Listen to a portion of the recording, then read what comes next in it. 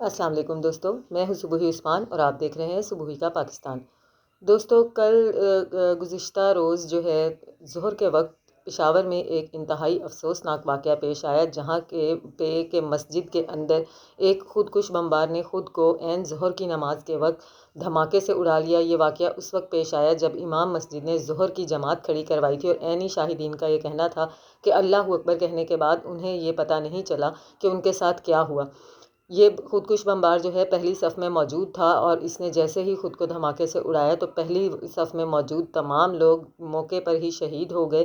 اسی کے ساتھ ساتھ امام مسجد بھی موقع پر شہید ہو گئے، اور کیونکہ مسجد میں آپ کو پتہ ہے کہ تمام افراد جو ہے وہ مرد حضرات ہی ہوتے ہیں، لیکن اس دھماکے میں 2 عدد خواتین بھی موقع پر ہی شہید ہو گئیں۔ اسی کے ساتھ ساتھ ابھی تک 72 لاشیں جو ہیں اس دھماکے میں سے بم دھماکے میں سے نکال لی ہیں جائے وقوعہ سے، اور مسلسل لاشیں نکالنے کا سلسلہ جاری ہے۔ ملبے کے تلے اتنی لاشیں ہیں جو ابھی دبی ہوئی ہیں، جن کو لگاتار نکالا جا رہا ہے۔ اب تک ان لاشوں کی تعداد 72 ہو چکی ہے، جبکہ 42 لاشیں کہا جا رہا ہے کہ ابھی ملبے تلے موجود ہیں۔ اور اسی کے ساتھ ساتھ یہ بھی بتایا جا رہا ہے کہ مسجد میں ایٹ اے ٹائم 100 نمازیوں کی گنجائش ہوتی تھی اور 100 کے قریب لوگ نماز ادا کیا کرتے تھے۔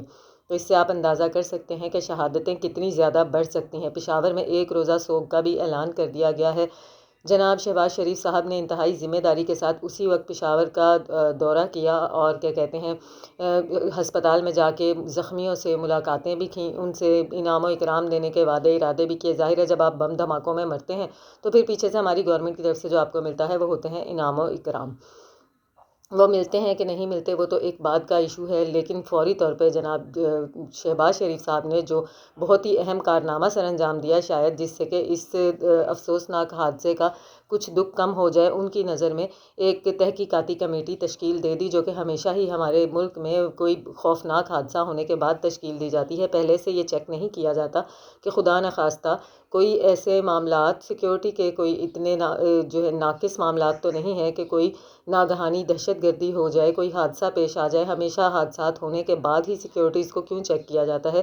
کیونکہ عینی شاہدین کے مطابق یہاں اس مسجد کی سیکیورٹی انتہائی ناقص تھی، بلکہ مسجد کے بیرونی دروازے پر صرف اور صرف ایک جو ہے سیکیورٹی اہلکار تعینات ہوتا تھا، جس میں کہ لوگ اکثر ہی یہ باتیں کیا کرتے تھے کہ اس مسجد میں کثیر تعداد نمازیوں کی ہوتی ہے اور خدا نخواستہ یہاں پر پولیس لائنز بھی قریب ہی ہے، کبھی بھی کوئی بھی حادثہ پیش آ سکتا ہے۔ یہاں پہ سیکیورٹی کے معاملات انتہائی ناقص ہیں۔ اب چلیں جی، کمیٹی تشکیل دے دیا، وہ کمیٹی یہ ڈسکس کرتی رہے گی کہ کیوں ناقص معاملات تھے، کیوں وہاں پہ کوئی سیکیورٹی اہلکار نہیں تھا۔ بے شک کہ اس کے بعد یہ 72 لاشیں جن کا کہ خمیازہ کبھی بھی پورا نہیں ہو سکتا۔ اسی کے ساتھ ساتھ 42 افراد کہہ رہے ہیں ابھی ملبے تلے دبے ہوئے ہیں، جن کو نکالنے کی کوششیں کی جا رہی ہیں۔ اس سے آپ اندازہ کر سکتے ہیں کہ کتنا زیادہ بڑا جانی نقصان ہوا ہے، اور پشاور میں اس وقت کیا حالات ہوں گے ان لوگوں کے جن کے پیارے ان سے بچھڑ چکے ہیں، جن کے پیارے ناگہانی موت کا شکار ہو چکے ہیں، اچانک سے شہید ہو گئے ہیں۔ اسی کے ساتھ ساتھ پشاور میں تو یہ چیز چل ہی رہی ہے، اسلام آباد میں سیکیورٹی جو ہے انتہائی سخت کر دی گئی ہے، کیونکہ خدشہ یہ ظاہر کیا جا رہا ہے کہ پشاور کے بعد اب اسلام آباد کو بھی دہشت گردی کا نشانہ بنایا جا سکتا ہے۔ انتہائی غور و فکر اور خوف کا ایک لمحہ ہے ہمارے لیے۔ حکومت کے لیے تو پتہ نہیں ہے یا نہیں حکومت کس قسم کے سیکیورٹی کے انتظامات کرتی ہے، کیونکہ حکومت کی تمام تر سیکیورٹیز بیکار کیوں ہو کر رہ جاتی ہیں؟ جب اس قسم کی کوئی دہشت گردی ہونی ہوتی ہے وہ ہو ہی جاتی ہے۔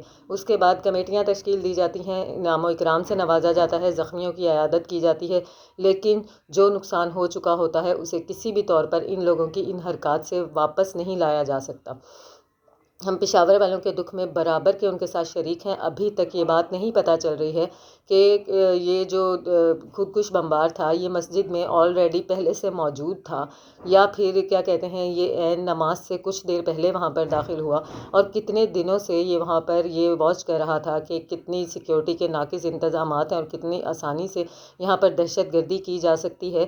ویسے خدشہ یہی ظاہر کیا جا رہا ہے کہ یہ جو خودکش بمبار ہے یہ مسجد میں پہلے سے موجود تھا، اور آج ہی نہیں کم از کم پچھلے 5-6 روز سے یہ لگاتار روزانہ روزانہ مسجد میں موجود ہوتا تھا اور باقاعدہ طور پر اس نے تمام چیزوں کو دیکھتے ہوئے مد نظر رکھتے ہوئے یہ دھماکہ کیا، جس میں کہ امام مسجد صاحب اسی وقت اپنی جان سے ہاتھ دھو بیٹھے۔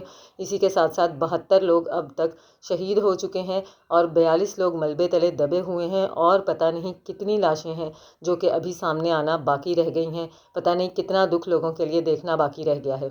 اسلام آباد کو اللہ پاک اپنے حفظ و امان میں رکھے، لاہور کو بھی اللہ تعالیٰ اپنے حفظ و امان میں رکھے، پورے پاکستان کو اپنے حفظ و امان میں رکھے۔